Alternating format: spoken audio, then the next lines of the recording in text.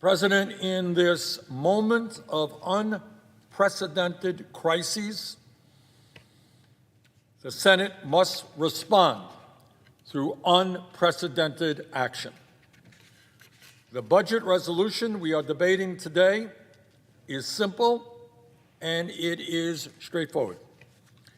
It will enable us to pass President Biden's $1.9 trillion emergency COVID relief plan through reconciliation with 51 votes instead of 60. Now, Mr. President, I have heard from some of my Republican colleagues who tell us that, well, this reconciliation concept, that's a radical idea. Why are you using reconciliation? And they're telling us that it is absolutely imperative that we go forward in a bipartisan way and require 60 votes for passage.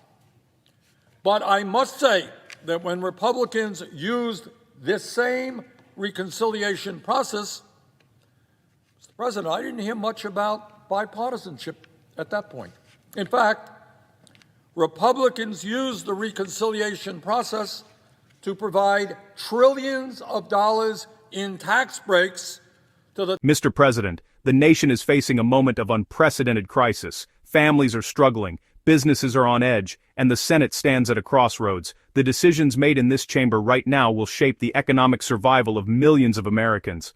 Tonight, the focus is on action, decisive, bold, and immediate action. Top 1% and large profitable corporations by a simple majority vote.